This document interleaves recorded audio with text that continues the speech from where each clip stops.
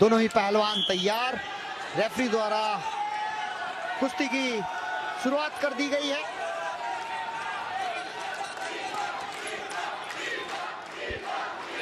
मोहम्मद इनाम जो हैं फ्लैग बेरर थे ओपनिंग सेरेमनी में। पाकिस्तान की क्रिकेटर बिस्मा मारूफ के साथ 2 कॉमनवेल्थ गोल्ड मेडल उनके नाम हैं।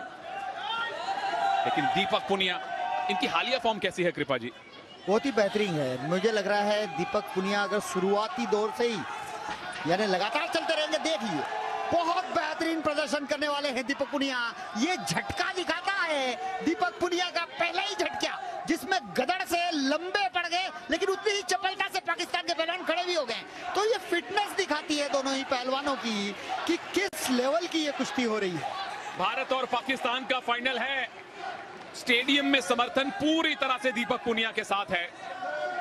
मोहम्मद इनाम एक बेहतरीन पहलवान जरूर हैं, अनुभवी हैं, और सही मायने में ये अनुभव और युवा जोश का मुकाबला है। बिल्कुल सही कहा तनेजा, क्योंकि ये जो मुकाबला है बहुत ही अहम है दीपक पुनिया के लिए। एक तरफ अनुभव है तो दूसरी तरफ युवा, ये कह सकते हैं हम। और लगातार प्रयास करते रहेंगे दीपक पुनिया तो पाकिस्तानी पहलवान को छकाने में कामयाब होंगे, ऐसा उनके कोच से जैसे मेरी बात हुई है फाइनल कुश्ती मुकाबले के दौरान। अभी जब ब्रेक हुआ था तो उन्होंने कहा था हमने दीपक को यही बताया है कि वो लगातार प्रहार करते रहे। इसीलिए मैंने ये बात स्टूडियो में नहीं कही, क्योंकि पाकिस्तानी पहलवान के पास ना पहुंच जाए। बिल्कुल कुछ अस्त्र शस्त्र है, छुपा के रखने पड़ते हैं। कृपा जी ने बिल्कुल सही टाइम पे वो अस्त्र निकाला है। अभी तक किसी को पॉइंट नहीं। दीपक क्या पहला पॉइंट, क्या ये टेक डाउन सही माना जाएगा? इनाम पैसिव डिक्लेयर किए गए थे, थम्स अप मिला है भारत को, पहला पॉइंट मिला है भारत को। और अगर 20 सेकंड और हो जाएंगे तो 1 अंक और। 1-2 से फिलहाल दीपक पुनिया आगे हो जाएंगे। और मैं समझता हूं ये 2 अंकों की बढ़त पर्याप्त नहीं है। दीपक पुनिया को और प्रहार करने चाहिए।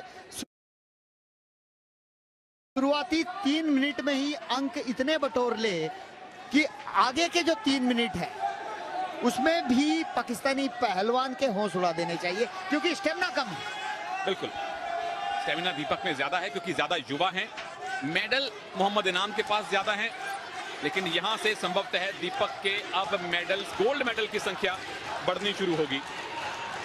देखिए विनोद कुमार ओलंपियन कोच है और कह रहे हैं अभी भी संतुष्टि नहीं है, कह रहे हैं चलाता जा, यानी खींच धक्का, यानी परेशान रख, जिससे कि वो स्टेमिना लूज हो, पकड़ने का प्रयास हो। और कहीं ना कहीं वो देखिए लगातार वही कुश्ती लड़ रहे जिसका हमने बात करी है तनेजा। ओहो, ये मूव किसके पक्ष में जाने वाला है? टाइम निकल चुका है, उठना पड़ेगा दोनों पहलवानों को।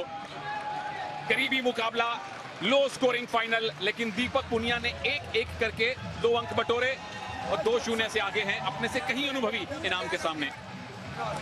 मोहम्मद इनाम बट पाकिस्तानी पहलवान, बहुत अच्छी टांग लगाई थी, लेकिन उतना ही खूबसूरती से उसकी काट की है। और ये देखिए रेड जोन से बाहर गया। यहाँ निश्चित रूप से 2 अंक मिलने चाहिए थे, लेकिन भारतीय कोच ने भी चैलेंज नहीं किया।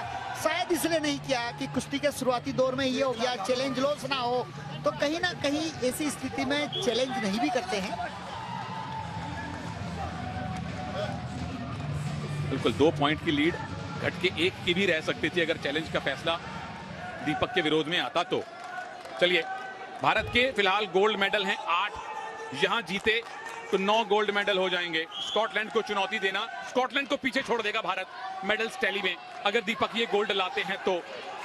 मोहम्मद इनाम बट के पास 2 गोल्ड मेडल हैं कॉमनवेल्थ गेम्स में, पर स्टेमिना दीपक के पास है और इनाम के चेहरे पे थकान दिखने लगी है। दीपक के पास पूरे स्टेडियम का समर्थन है। ओ, टंगड़ी अड़ाने की कोशिश, बच गए इनाम, अनुभव है उनके पास। ये बहुत अच्छी बात है, हाथ और पैर दोनों ही चला रहे हैं, लगातार खींच रहा, दस्ती खींच रहा प्रयास, और भाग रहे हैं पाकिस्तान के पहलवान, ग्रिप से भाग रहे हैं। निश्चित रूप से रेफरी द्वारा हिदायत दी गई है, ब्लू टैग द्वारा उन्हें वार्न किया गया है। रेड और ब्लू 2 टैग रेफरी के हाथ में होता है और उसी हाथ को आगे करके बताया जाता है, क्योंकि इतनी आवाज में सुनाई तो देता नहीं है, लेकिन हाथ रेंज किया उससे पता चल जाता है कि आप भागिए मत। और फिर से ग्रिप बनाने की कोशिश, डिफेंस ही कर रहे हैं मोहम्मद इनाम अब तक तो। दीपक अगर बाहर ले गए तो 1 पॉइंट मिलेगा, क्या बाहर गए? जी नहीं, और काउंटर अटैक। वापस आइए, 1 पॉइंट और मिला है दीपक को, क्योंकि रेफरी के अनुसार मोहम्मद इनाम बट स्टैंडिंग पोजीशन से ऑरेंज पट्टी से बाहर निकल गए थे। पर यहाँ पे इनाम बट नाखुश नजर आ रहे हैं कि ये पॉइंट गलत दे दिया गया। हालांकि स्टैंडिंग पोजीशन से आप जोन से बाहर जा रहे हैं, तो ये कई बार टैक्टिस होती है, थोड़ी सी बहस कर लें और आप ऑक्सीजन कैरी कर लें। बिल्कुल, एक ब्रीदर मिल जाता है। दोनों रेसलर थके हुए हैं, क्योंकि 6 मिनट गुत्थम गुत्थी होना बहुत कठिन काम है। नवा गोल्ड मेडल क्या भारत को दीपक पुनिया दिलवाने वाले हैं? एक अगर अच्छी ग्रिप मिल गई, एक बड़ा मूव लगा दिया, तो पॉइंट्स की लीड अच्छी खासी कंसोलिडेट कर सकते हैं। इनाम ने तो अब तक कोई मूव लगाया भी नहीं है, सिर्फ बचे हैं, ग्रिप से भागे हैं। जैसे हम गांव की भाषा में बोलते हैं, देसी भाषा में, कि उसे सुस्ताने नहीं देना है। तो यहाँ दीपक पुनिया को इस बात का ध्यान रखना चाहिए। 1 मिनट 20 सेकंड बहुत होते हैं, पाकिस्तानी पहलवान को सुस्ताने नहीं देना चाहिए। बिल्कुल, कोई ब्रीदर ना दें, ऑक्सीजन इकट्ठी ना करने दें, कंसंट्रेशन वापस हासिल ना करने दें, ये दीपक की कोशिश है। लेकिन अभी भी 1 मिनट है, क्या इनाम वापसी कर सकते हैं या नवा गोल्ड मेडल दीपक लाने वाले हैं? कृपा जी ने कहा है बिल्कुल आएगा गोल्ड मेडल, पूरा भारत कह रहा है कि गोल्ड मेडल आएगा। तीसरा गोल्ड मेडल रेसलिंग में क्या दीपक इस 1 मिनट के बाद भारत को देंगे? और ये साफ नजर आ रहा है वो सुस्ताने नहीं दे रहे हैं, और तो आप देख रहे हैं कि किस तरह से सांस लेना भी मुश्किल हो रहा है। और दीपक पुनिया कोच ने जो कही है बात, उसका पालन कर रहे हैं, लगातार खींच रहे हैं, भगा रहे हैं।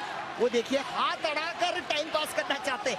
हारता हुआ पहलवान कभी इस तरह टाइम पास नहीं करता है, लेकिन ऑक्सीजन की कमी हो जाती है तो ये स्थिति भी निर्मित हो जाती है। बहुत बढ़िया एक्सप्लेन किया आपने, और बहुत बढ़िया हमें एंगल मिला वो देखने के लिए, कैसे हाथ अड़ाया पेट पे दीपक पुनिया के इनाम ने। और इस बार दीपक बचे हैं, बस 20 सेकंड और बाकी हैं।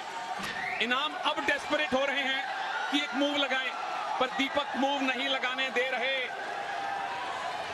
दीपक के पास कंट्रोल है, दीपक पुनिया के पास भारत का समर्थन है, और अब दीपक पुनिया के पास कॉमनवेल्थ गेम्स का गोल्ड मेडल भी है। 3-0 से दीपक पुनिया ने भारत को रेसलिंग का तीसरा गोल्ड मेडल दिलवाया है, और ओवरऑल टैली में नवा गोल्ड मेडल जुड़ गया है भारत के खाते में।